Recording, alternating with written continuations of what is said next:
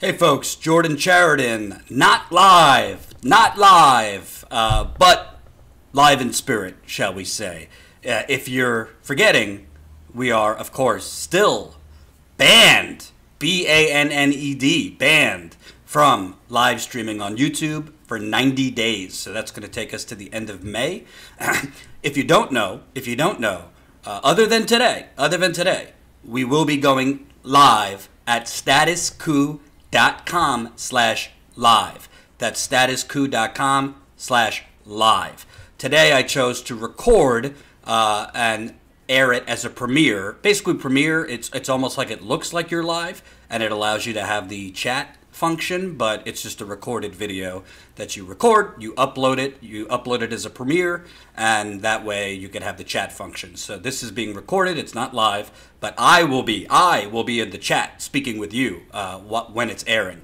So I wanted to come to you on YouTube today rather than our website, because when we went live on our website a few days ago, not everybody knew we were live on the website. So we will be live on the website, 5 o'clock Eastern. That's statuscoup.com/live. Put it in your phone, put it in your calendar, statuscoup.com/live at our website.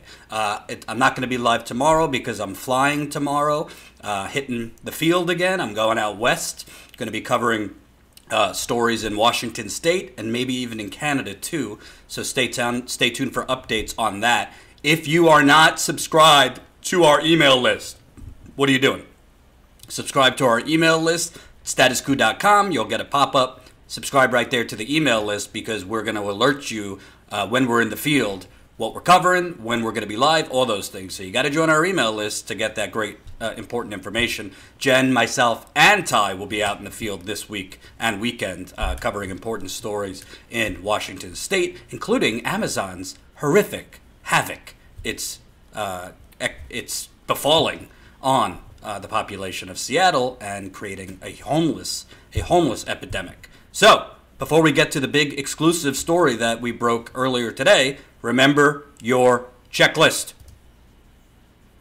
Like this live stream. Smash the like button. Let's get this out there to as many people as possible, because you ain't going to see this story in corporate media that I broke earlier today. Smash the like button. The more people that see the like, the more people that press the like button, the more people that will see the live stream. Sorry, I still have a bit of a cold. Become a Status Coup member. This story is why Status Coup exists. The story we're going to talk about today that I just broke is why Status Coup exists. To dig up what the corporate media and, frankly, most independent outlets will not dig up. And we're going to get to that later because, frankly, we're the independent progressive media outlets on this story. Follow us at Status Coup, at Jordan Chariton. Subscribe to our podcast. That's bit.ly/Status Coup podcast. And join our email list, which I just spoke to you about. And I want to give you an update. Although I'm recording this, who knows? Maybe we'll make history while it's airing. Right now, we are at $49,468. $49,468. And almost at 50,000, and 20 donors away, just 20 donors away from hitting 1,000. I cannot thank all of you enough. I mean, honestly, it really makes me sad that if we hit 50,000, I won't be live. So let me do it now, just in case.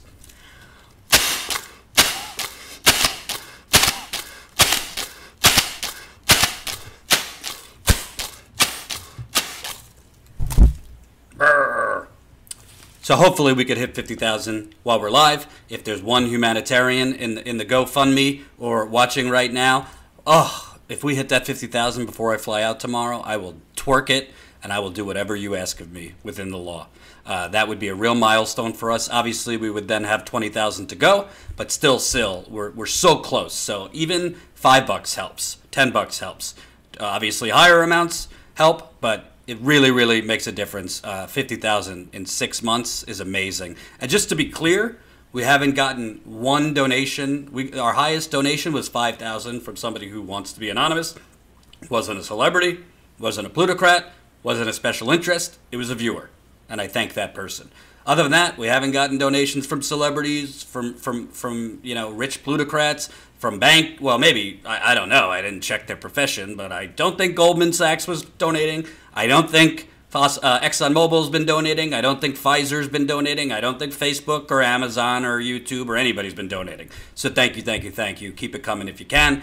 And, of course, consider becoming a member. I think this story that we broke this morning might also make you, if you've been on the fence or you haven't had the money, I hope this story will show you that we are serious about what we're doing and we want to be viewer funded to keep doing it. So, this morning, I released this story, and I will put the story in the live chat link, in the live chat so you can read it if you haven't, that Kamala Harris, Senator Kamala Harris, or For the People Kamala Harris, is having a pretty big fundraiser next week. On March 20th, she's having it at the home of filmmaker J.J. Abrams. J.J. Abrams is, big filmmaker behind a lot of shows and movies. And Kamala Harris is having a lot of, when you have these fundraisers, you have co-chairs for the fundraisers. For this particular fundraiser, co-chairs start at $10,000. So talk about that for the people, because you could just donate $10,000 to the politician of your choice. So co-chairs start at $10,000. And anybody else, just to get in the door, is $2,800, which is the new max amount. Before it was $2,700. Now I believe it's $2,800. So what's interesting about that, if you look down the list of the people attending this fundraiser, which I'm going to show you in a minute, it's like a class reunion of Hillary Clinton's top donors. Hollywood producers, filmmakers, all that are at this fundraiser. So, hold on, let me tell Jen to stop texting me. I'm recording right now.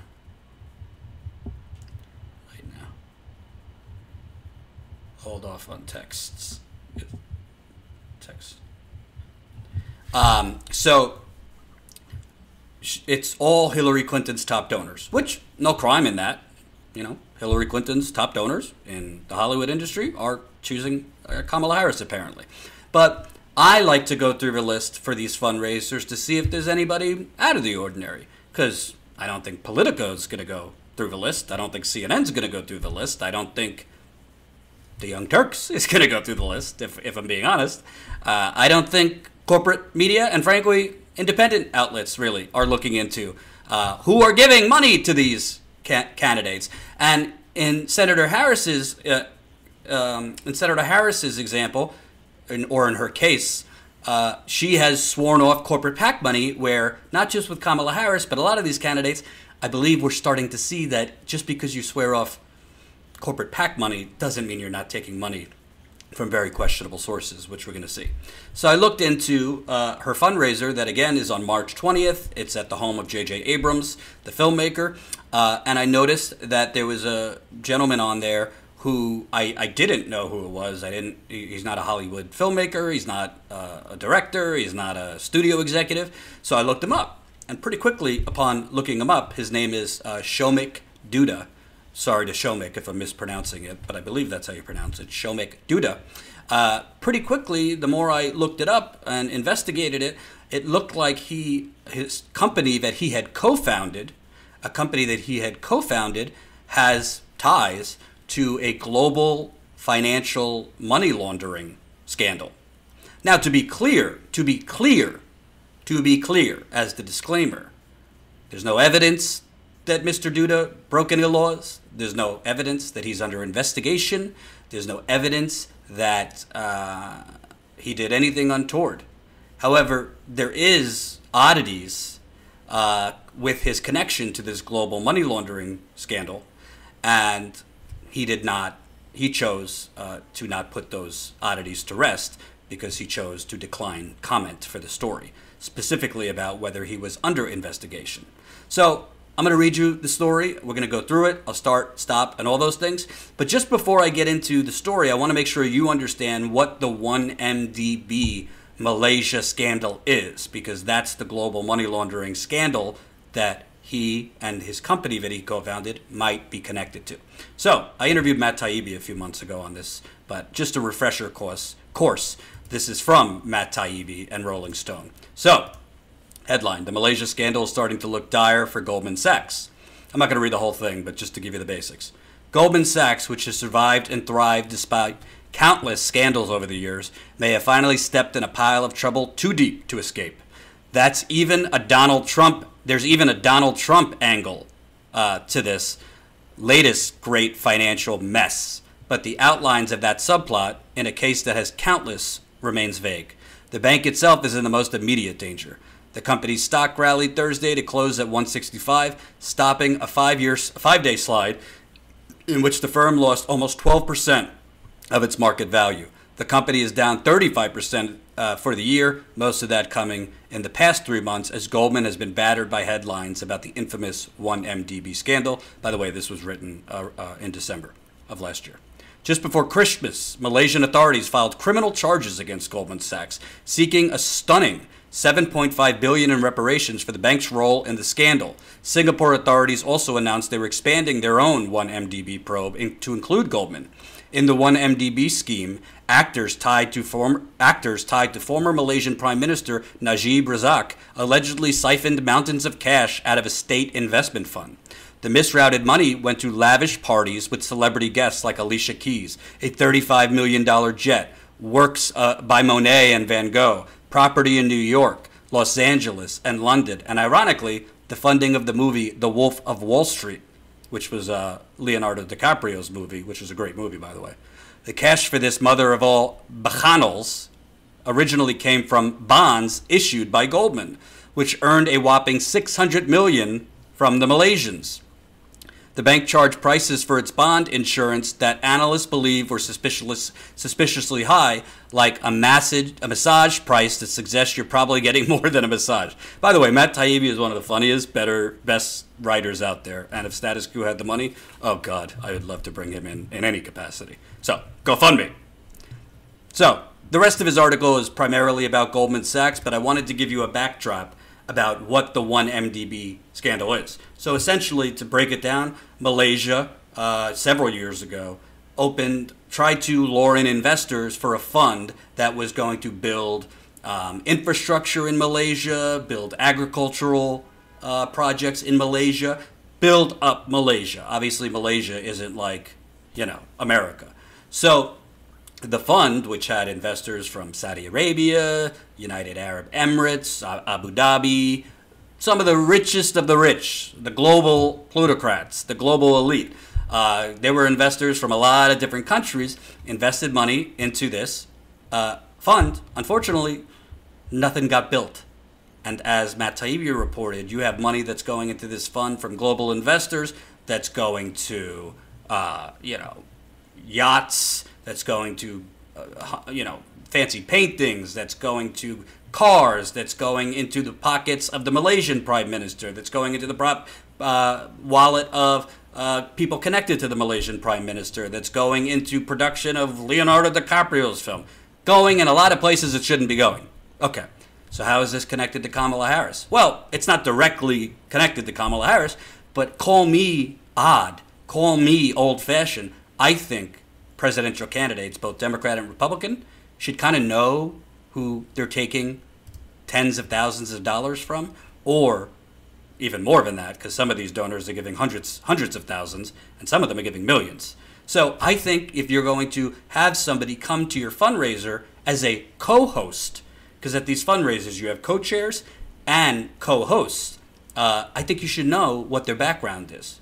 And if you don't know their background, you should be ready to defend it if there's something controversial there. Because these are the people you're taking money from. We need to know your judgment. We need to know who you're tied to. We need to know if you're looking the other way at these donors who might have some unethical or criminal liability. So, like I said, I just looked in. I did something very radical. I just investigated it. I went to the Google machine and I looked, who are these donors going to her fundraiser in Hollywood next week? And this gentleman, Shomik Dutta, props to Colin Tooley for creating that cool, this really cool image of Senator Harris.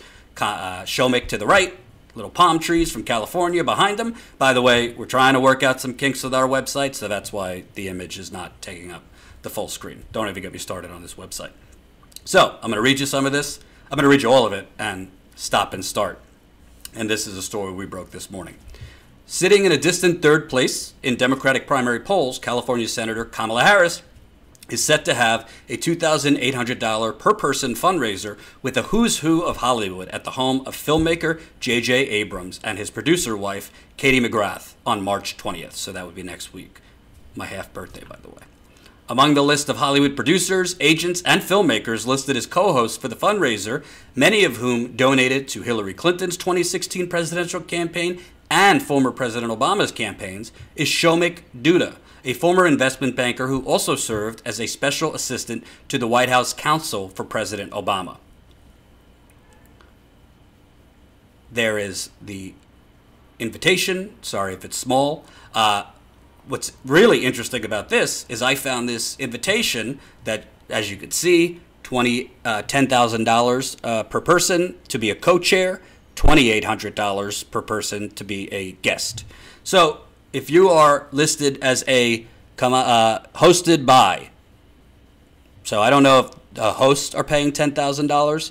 I assume, yeah, the hosts are paying $10,000, but I could be wrong about that. But you got J.J. Abrams, you have a bunch of other people that are Hollywood producers, filmmakers, studio execs.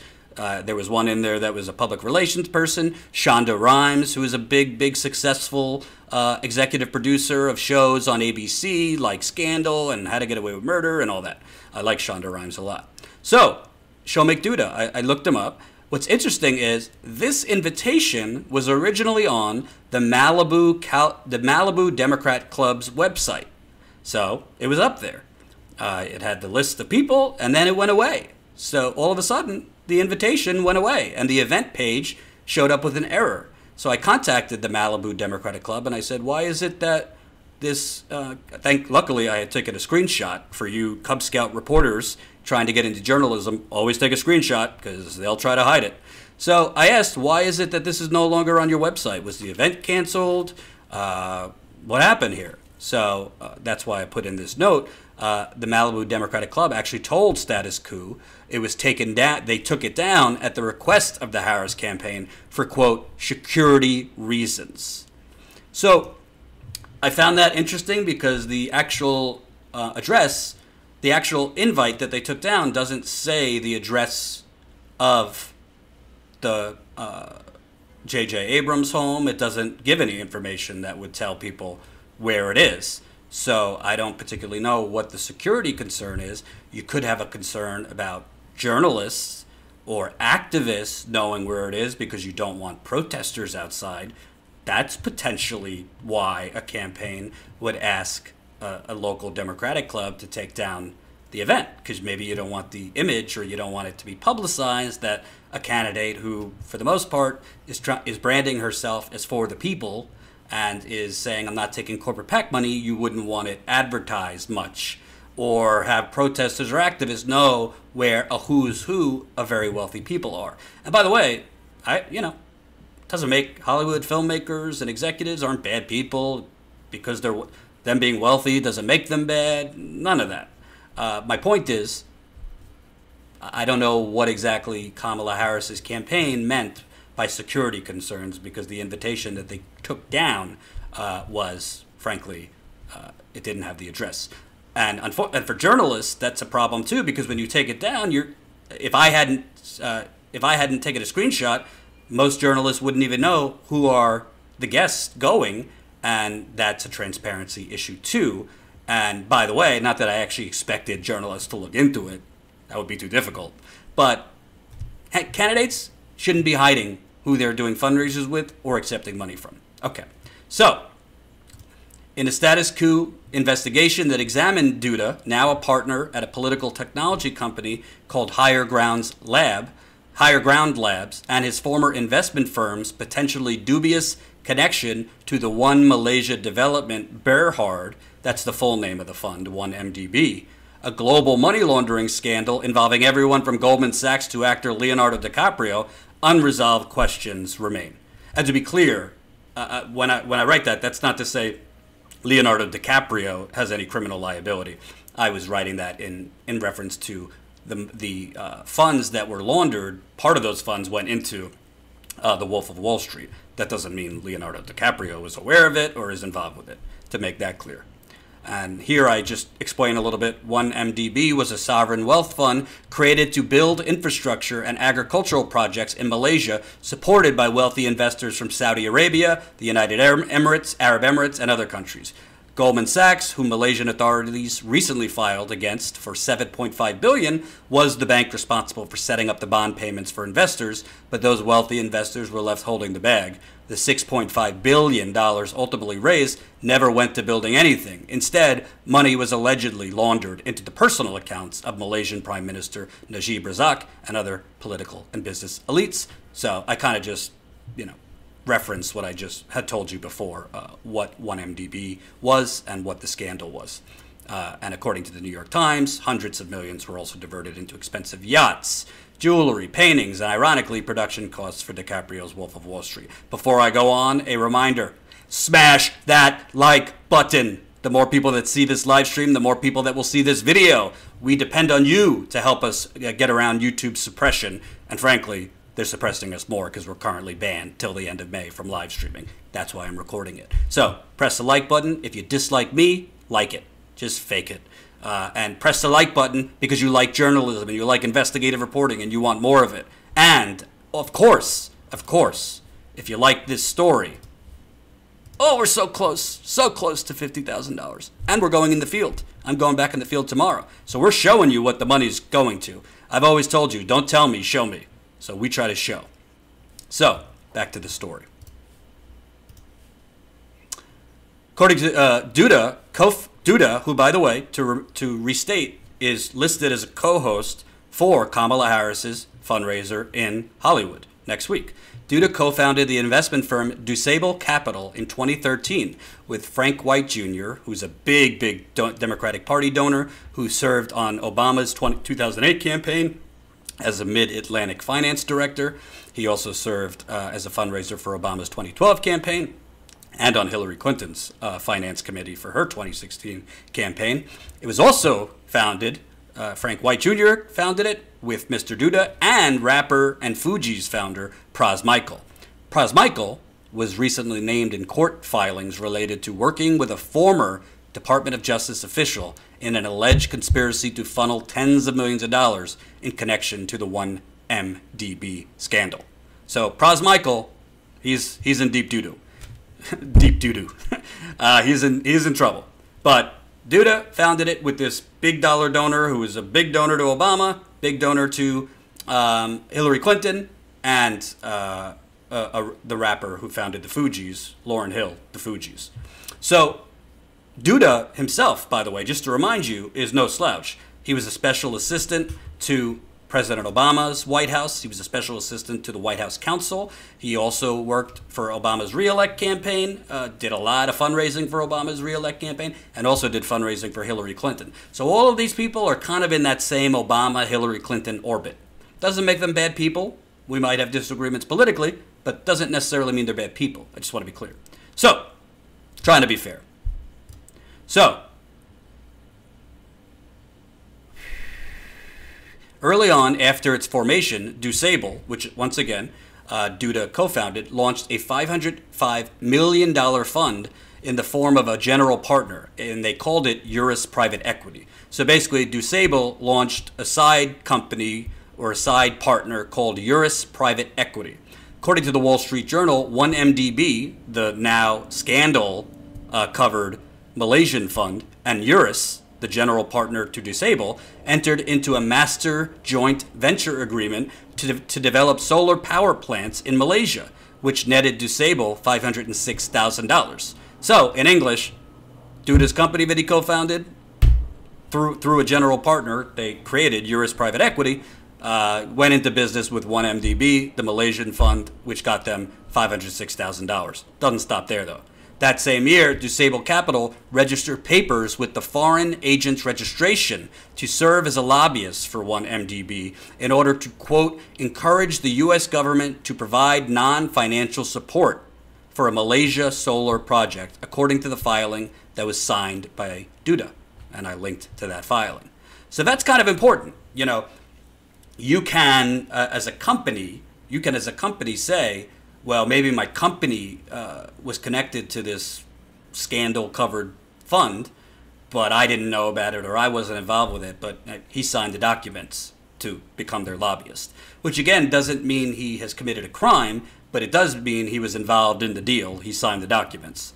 So, Mr. Dutta, but the solar pod projects never came to fruition. 6 months after the deal, 1MDB bought out Dusable Capital, paying the firm $69 million, $69 million, for its 49% stake, basically buying them out.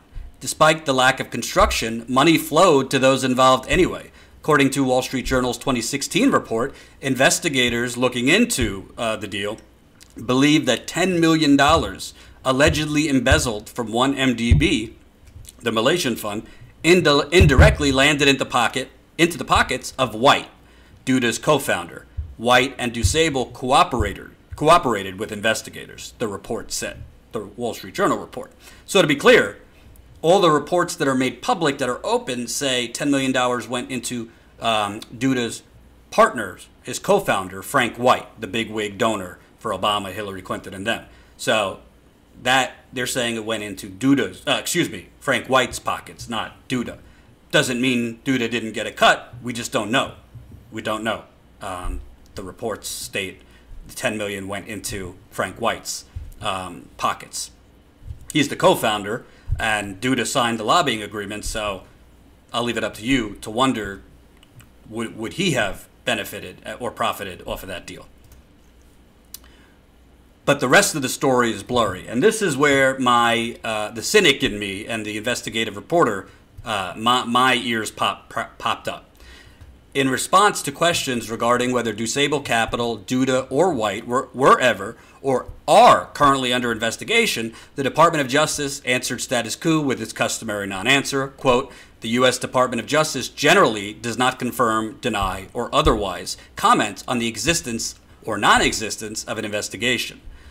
Dutta politely declined to comment or answer status quo's questions, which included whether he had ever been interviewed by the Department of Justice or any state or local bodies about Dusable's deal with 1MDB, or if he or the firm he had co-founded had ever been or currently are under investigation. In 2 subsequent attempts to get an answer from Dutta, he again declined. Attempts to reach Frank White Jr. and Dusable Capital were unsuccessful. The company's website has no listed number, and the email address provided bounced back. And I'm not going to show you his email, but I will read the email so you have a full account of what he said. Hey, Jordan, received your note. I will politely decline to comment on your story. Apologies. I wrote back, thanks for the response. I, of course, want to be fair to you in this piece. You sure you don't want to comment as far as whether you've been interviewed by DOJ and or if you, your partner, or Dusable is under investigation? He wrote back, I think it's most responsible for me to politely decline comment. Apologies. So, where do you start with that? Where do you start with that? You could take it 2 ways. You could take it how I take it. If a reporter reached out to me and said, has the Department of Justice ever interviewed you? Or are you under investigation? If I wasn't under investigation, I would make sure that reporter knew I wasn't under investigation. Maybe if I was interviewed, I wouldn't want that to be revealed because it could kind of be spun that I was interviewed. But you kind of know if you're under investigation in most cases, or you would have some idea if you're under investigation because you've been interviewed by folks. They've told you certain things that for you to do or not do, those kinds of things. So the fact that he was politely declining to comment strikes me as odd, particularly if you're not under investigation or if you haven't been interviewed ever. You could have also, he or his business partners could have given documents or filings or financial things to the Department of Justice without being interviewed. So several things are true, can be true. Secondly, it took him about a day and a half to get back to me. My gut is he spoke with his lawyer. and how to respond, or if to respond. Could also be that, frankly, he didn't do anything wrong, but he thinks, well, this guy, who is he? He's from Status Quo, so I'm not going to comment because that would give more oxygen to the story, and whatever, let him publish it, it's not going to go anywhere. That's also sometimes the calculus for public figures when the media is approaching them. If it was the New York Times, he'd have a different calculus, but little old Status Quo, he might have been told, well, who cares? Let them publish what they want. They're small. So there's many different scenarios that can be true, but at the end of the day, if you're not under investigation, if you haven't been interviewed by the Department of Justice, if you don't have anything to hide, why wouldn't you just say to the reporter, not that I'm aware of? I've been interviewed years ago, but never been told I'm in investigation, no charges, nothing. Who knows? Could also be that a deal was struck for financial payments back, and as part of that deal, the settlement is a non-disclosure where you can't talk about it. There's a lot of things that could be true. So in fairness, this story is not proving or even speculating that he is guilty of something. But I think the rest of the story will show some red flags. So again, Dutta politely declined to comment. Oddly, or perhaps not, considering Dusable's ties to 1MDB, Dutta has scrubbed his time with Dusable from the public record. On his LinkedIn page, the time period for his role at Dusable is listed under Renewable Energy Private Equity. And let me show you that page so you have more context. Oh, the establishment will say I'm doxing him. I'm doxing him. It's a public page. Relax. So right there, January 2013 to November 2016, Renewable Energy Private Equity. So that's odd, because most people put in the name of the company they worked for. You got University of Chicago, he's a fellow. You got Obama for America, he worked at. Investment banking, Morgan Stanley. So he deliberately left off Dusable Capital off his LinkedIn page. I think that's a little odd. What do you think? Not criminal, but certainly odd. Then you have the bio for his current company, which is Higher Ground Labs. Let me show you that.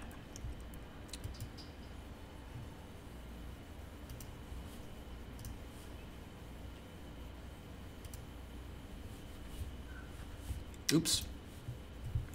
Hold on.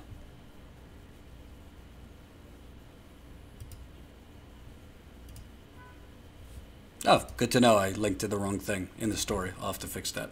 So let me get this for you. Shomik Dutta.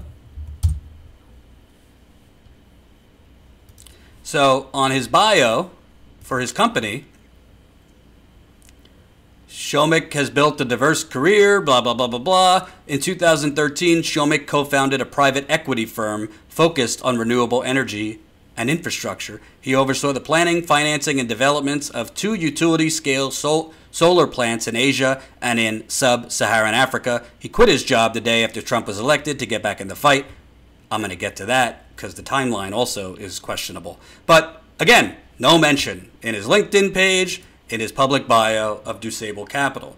Well, you could say, well, Dusable Capital, it's been reported. The Wall Street Journal reported about its ties to 1MDB. A couple other outlets reported on his ties to 1MDB, so he just doesn't want it out there that he was co-founded that. But, I mean, how much smoke do you need? How much smoke do you need before there's a little fire? That's not me speculating. That's just common sense. Why would somebody be trying to scrub out a company he co-founded if there's nothing wrong with the company, if they didn't do anything wrong? So, onward. Beyond his aversion to publicizing his time with Dusable Capital, there are also questions surrounding the exact time period Dutta worked at Dusable. According to an August 2016 Washington Free Beacon story, which, by the way, the Washington Free Beacon is like right-wing, it's flimsy. I'm not linking to them because I necessarily trust their reporting, but in this case, I'm linking to them for very specific reasons. So according to an August 2016 Washington Free Beacon story, the outlet, the Washington Free Beacon, when they reached out on Dutta, the outlet received an automated response from Dusable Capital that Dutta was no longer with the company. But that doesn't square with Dutta's LinkedIn page, which says he was with the company until November 2016. Or more specifically, on his current company biography, which says he left the day after Donald Trump was elected president to, quote, get back in the fight. So, I mean, the Washington Free Beacon, I would hope, is not lying about getting a message from an automated machine sometime in August 2016 that Dutta is no longer with the company. But somehow, on his LinkedIn page, he was there till November. On his bio page, he was there. He quit the day after President Trump was elected. So why would you fudge the timeline about when you were with the company? By the way, this period that he's either saying he was still there, I don't know why he would stay he's still there if he's not, but this period was when news about the company and their links to 1MDB were publicly being reported on in places like the Wall Street Journal. So there's also oddities with the timeline of Dusable itself. According to a September 2015 filing, right here, they were terminated. Their filing with the SEC was terminated in September 2015. So if their filing was terminated in September 2015, how would they be sending automated messages in August 2016 saying that Dutta was no longer there? If your SEC filing was terminated 11 months prior. Now, I mean, this also could mean nothing. Could be a case of a firm that changed over to a private operations rather than being SEC regulated. If you do that, you also have to operate differently. But that's possible. But it's weird. Why would an automated message get back to a media outlet rather than a person? Why now there's a website for Dusable Capital, but there's no number. There's only an email address, and the email address bounced back when I emailed them. So is Dusable Capital still in business? Is it out of business? When did it go out of business? Why did it go out of business? I think these are all legitimate questions. Being that both Department of Justice and Dutta declined to shed light on whether he or Dusable are under investigation in relation to the massive foreign money laundering scandal, Status Quo reached out to Senator Harris's campaign to ask whether they were aware that Dutta, a co-host at the upcoming fundraiser and a prior donor to Harris's campaign, he donated to her 2016 Senate campaign, to see if they're aware that he worked at a firm that profited tens of millions of dollars from a deal with an alleged money laundering racket. Again, I don't have proof that he broke the law. I don't even know if he's under investigation, but I do have proof that he signed the documents that became this fund's lobbyist. I do have proof they made $69 million. And I don't have confirmation from him or anyone that he's not under investigation.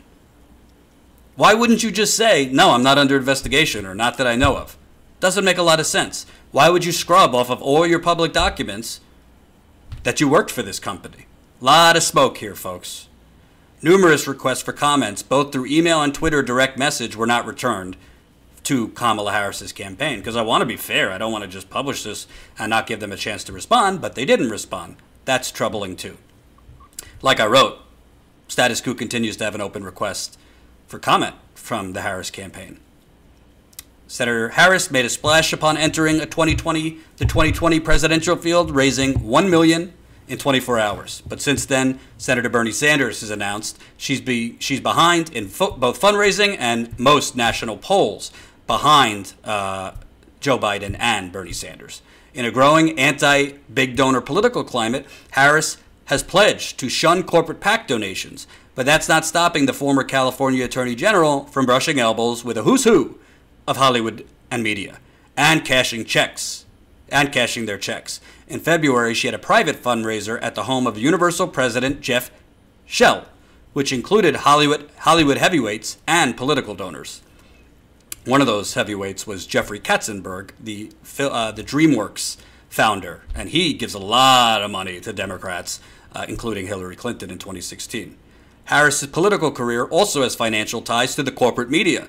Individuals working at Warner Media, CNN's longtime parent company, which was acquired by AT&T last year, are listed as Harris's top career donors at $127,975, according to Center for Responsive Politics, which is opensecrets.org.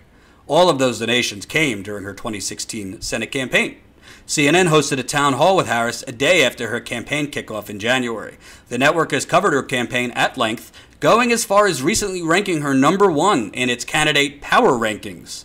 Despite former Vice President Joe Biden and Senator Bernie Sanders outpolling her, and in Sanders' case, performing better in fundraising.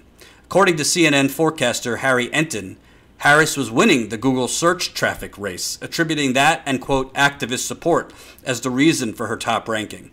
In addition to declining to answer whether he or Dusable Capital is under investigation related to 1MDB, due to decline to answer whether he will still be attending Harris's March 20th fundraiser as a co-host. And at the bottom, I put our membership link and our GoFundMe link. So let me give you a little recap of the story before I push GoFundMe and membership. GoFundMe and statusquo.com/join. So why is this important? Why is this important? For a few reasons. Number one, not just about Kamala Harris, by the way, about all politicians. You could have a pledge. You could make a pledge to not take corporate PAC money. And that sounds great, and it's on message with the changing times. But just because you don't take corporate PAC money from the corporations itself, doesn't mean you're not taking a hell of a lot of money from the executives and senior leadership at those companies.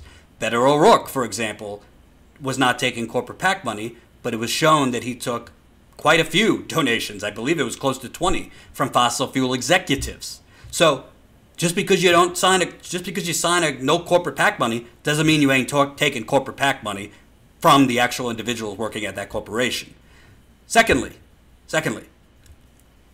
we are living in a time where finally there's some attention and expectations about who politicians and candidates are taking money from, who they are funded from. So, for example, Bernie Sanders, in fairness, has taken money from the defense industry. Bernie Sanders has taken money from individuals that work in the defense industry. Bernie Sanders has taken money from individuals that work for fossil fuel companies in his career. If I look close enough, he's probably taken some money from individuals that work on Wall Street. The sin is not actually taking the money in the first place. The sin is, are you proposing policies or changing votes to favor those donors that are giving you money? So Bernie Sanders is clearly not setting policy for individuals working in the defense industry that might donate to his campaign. Same goes for fossil fuels, because if he is, they're not getting any bang for their buck.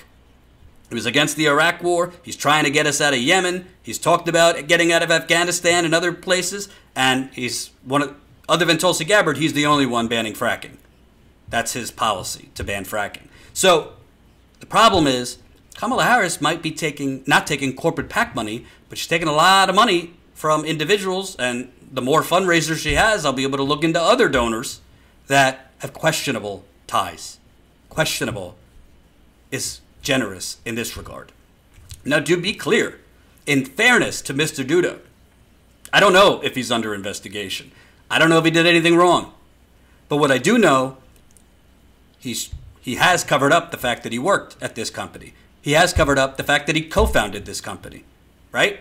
And this company, I don't know if they were in business without being properly regulated with the SEC for a year, but this company just disappeared. And the Department of Justice not commenting isn't damning or not damning, because they don't comment on investigations, whether somebody's guilty, innocent, or what. They just don't comment on it. So I think the point of this is, Kamala Harris, you're running for president. Your slogan is for the people.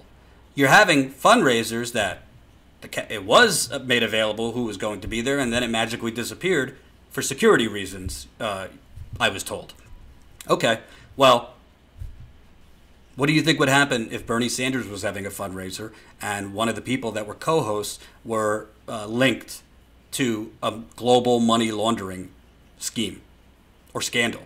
When I say linked, that doesn't mean part of it, but his company was a lobbyist for 1MDB. His company made tens of millions of dollars in a deal with 1MDB. So what would happen if it was Bernie Sanders or Elizabeth Warren or Tulsi Gabbard?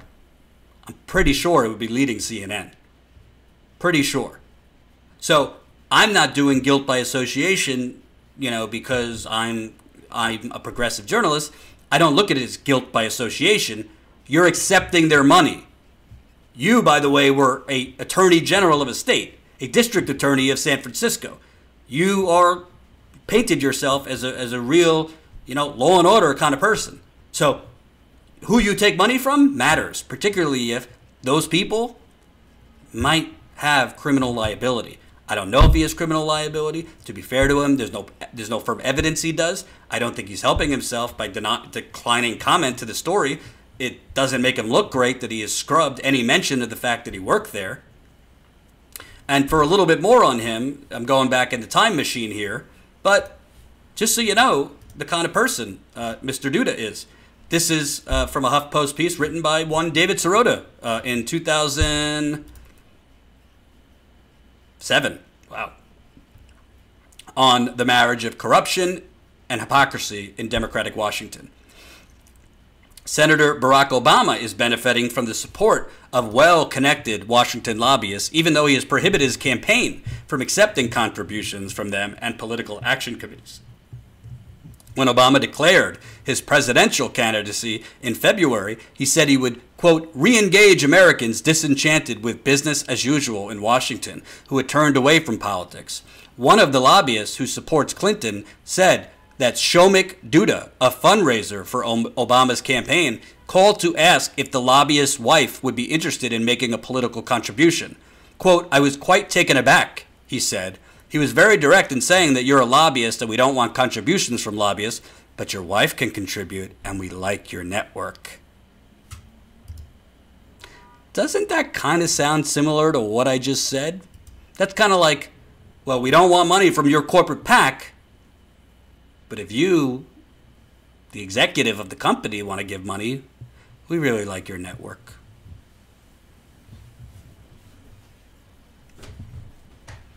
Come on, folks. 2 + 2 = 4. So this was a gentleman who, while fundraising for Obama's presidential campaign, was saying, well, for appearance, we can't have money from you because you're a lobbyist, but, your wife, we'll take her money, which is also your money. Married couples, usually one and the same. I don't know, Dutta. Could be a nice guy.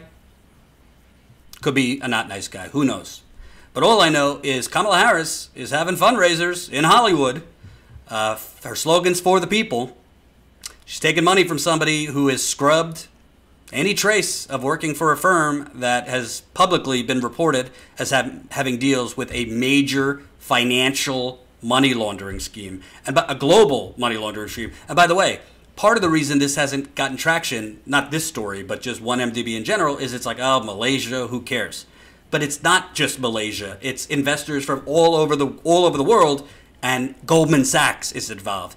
If you're still hurting from 2008, it's in large part because of Goldman Sachs, which was a huge player in bringing down the global financial economy. So I think it's kind of relevant. And I think Kamala Harris's campaign should answer for why they're having this person as a co-host at their fundraiser. I also think they should answer, do they still plan on having him at this fundraiser? Frankly, unsurprisingly, and I could show you. Hold on.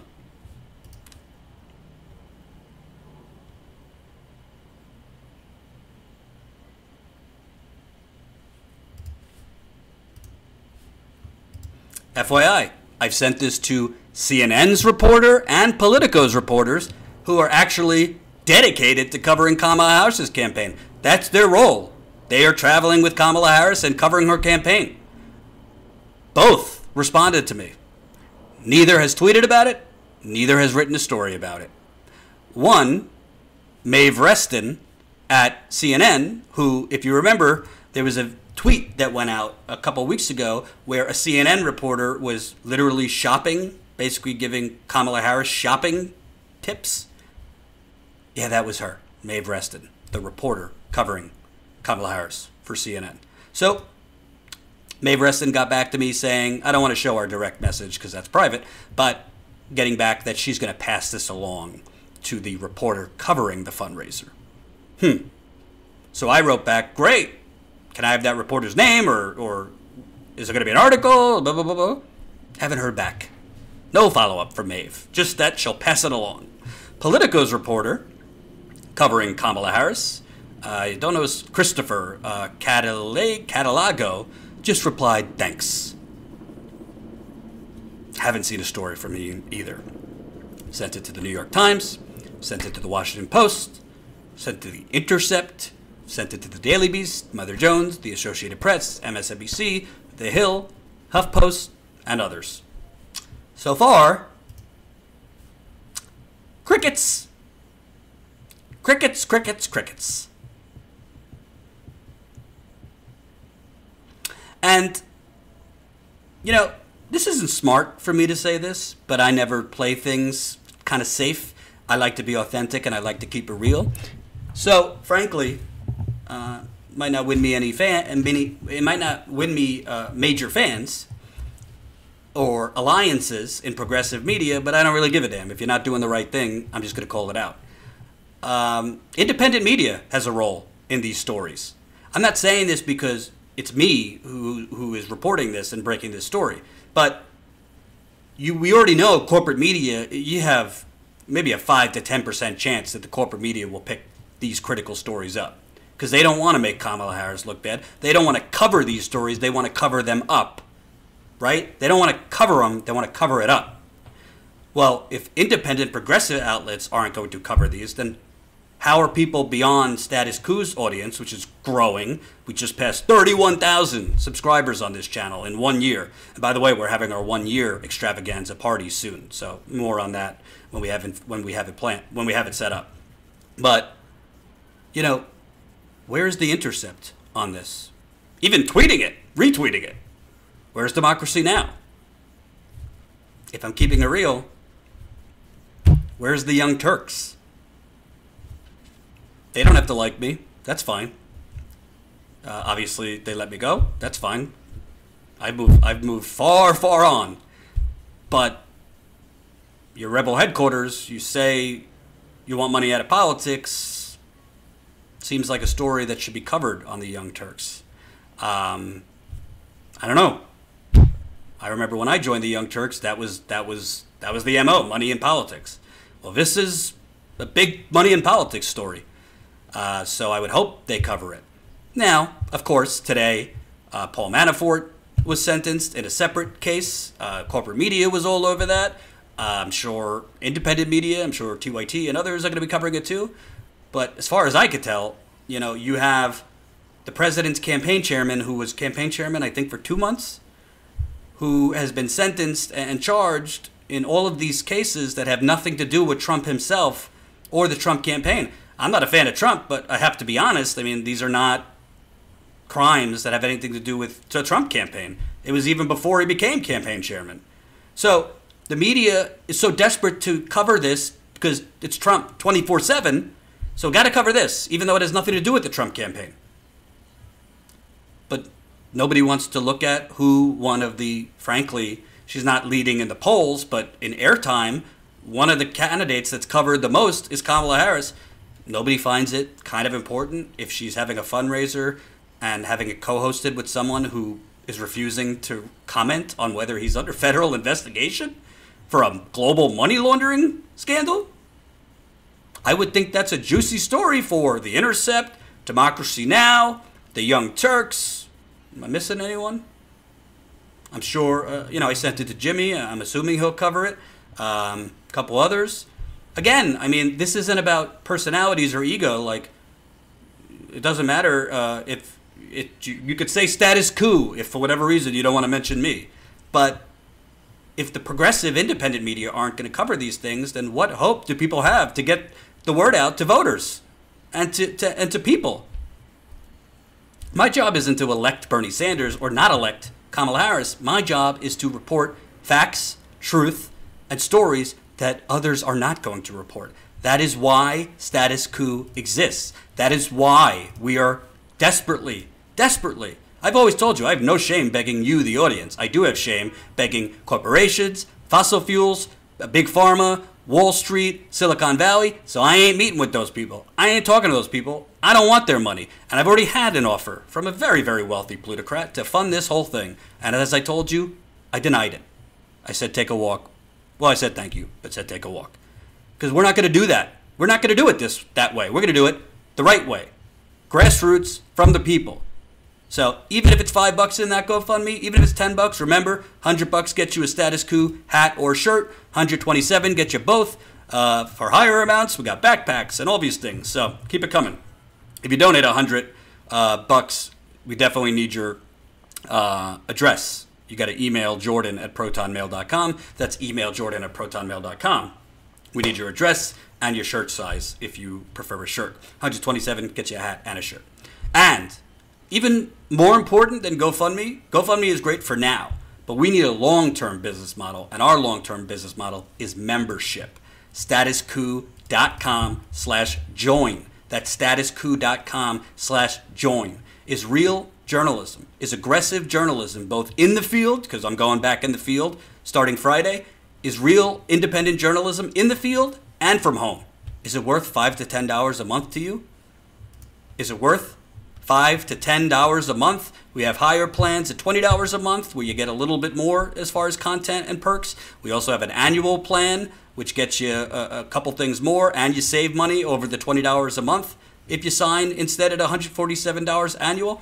What is real journalism worth to you? Because I got news for you. Political revolutions need people that are woke. And part of how you wake people up is through the media, is through facts, is through reporting stories that get buried elsewhere. So as far as I could tell, and I'm not saying this arrogantly, I'm saying it because I truly believe it, I don't see a lot of independent media outlets covering these kinds of stories. I don't see a lot of independent outlets out in the field, scratching pennies together to fund it. I don't see it. Do you? If you do, let me know. I'd like to partner up with them. But I don't see many places in the field. I don't see many places covering homelessness and water issues and police brutality and all these things in the field. And I don't see even progressive independent outlets doing basic research and homework to break a story like this. Is this story Watergate? No, it is not. Is it important? Yeah, it is. Could it possibly show a trend of questionable people associated with Kamala Harris? Yeah. So I would implore you, if you watch other outlets, Democracy Now!, The Intercept, The Young Turks, other hosts, push them to cover these things, because that's how you get the word out to more people. And this is not the first thing that Status Coup has broke. We broke a massive story on the Flint water crisis in November, and now it's being investigated. I just spoke this morning on the phone with a high-ranking official from Michigan, the same official's office that I met with in November, who is now investigating our findings that the state of Michigan, under former Governor Rick Snyder, cooked the data in Flint, Michigan. They flushed residents' water lines right before testing. Right before testing. Which is illegal. It's against the EPA's lead and copper rule. When you flush people's lines right before taking a lead and copper sample, you're just artificially lowering the lead levels, so you get, voila, a lower level. And now, oh, we're under the EPA's limit of 15 parts per billion. Mission accomplished, Flint edition. And we don't have to give out free water anymore because we're meeting EPA regulations. This is one of the biggest environmental scandals of the 21st century. Intercept didn't cover it.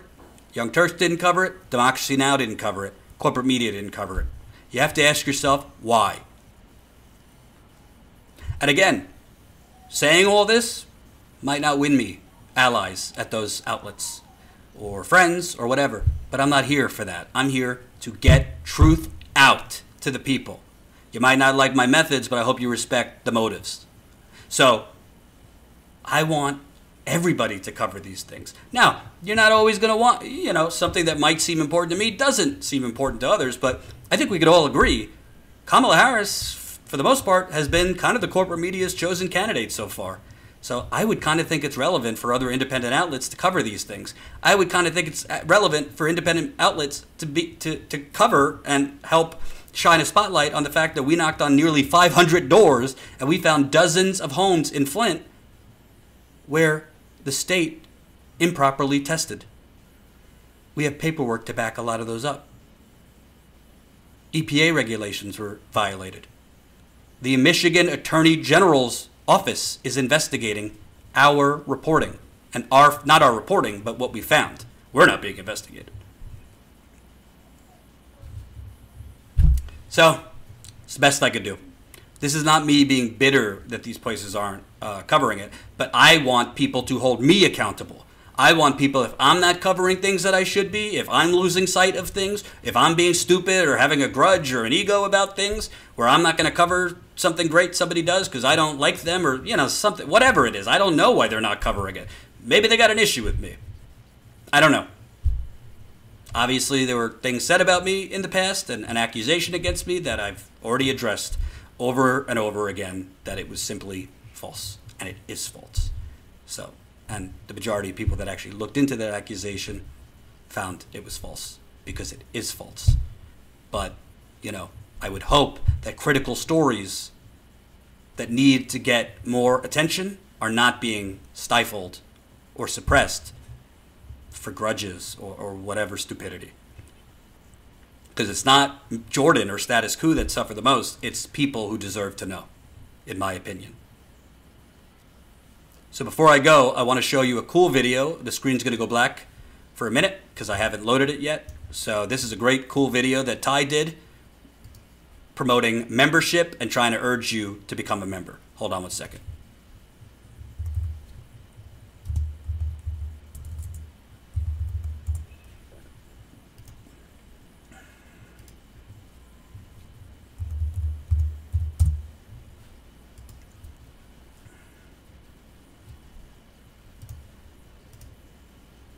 Out front tonight, chaos at the White House.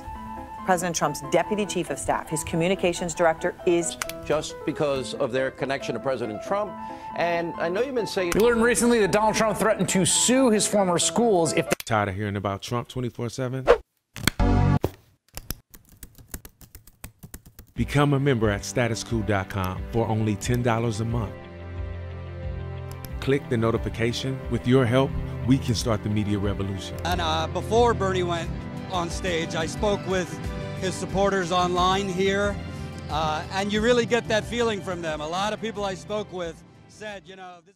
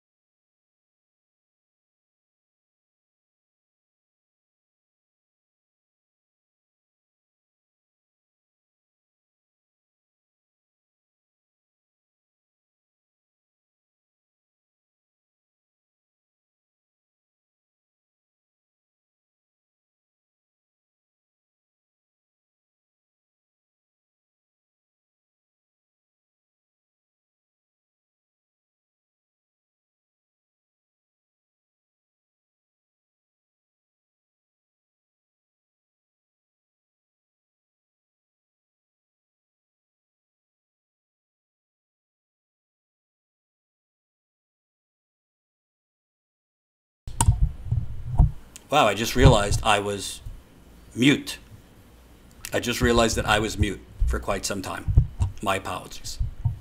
What I was saying, it was a great video Ty did. Great video Ty did. And we're going to do more videos like that. But what I was saying, because I realized I was mute, if you want stories of real corruption, stories that expose real injustice, stories that matter, statuscoup.com/join, or GoFundMe, or both.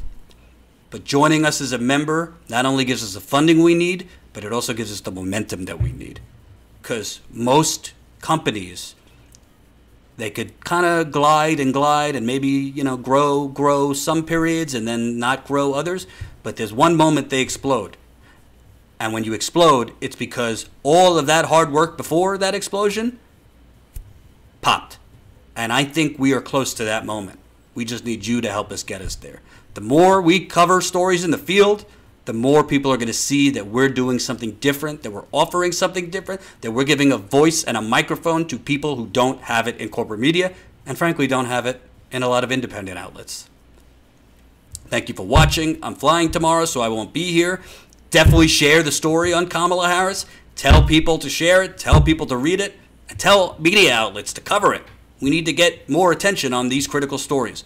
Thank you for watching. statuscoup.com/join. Join our email list, because we're going to be sending updates first through our email list on the stories we're covering in the field in the next few days and when we're going to be uploading and going live. statuscoup.com/join. You'll see the place there where you sign up for your email. And we're not going to send you 25 emails a week, just 1 or 2. Thanks for watching. Remember, most people are not lacking compassion in this country. Most people do not have any fucking idea what is going on. Peace out.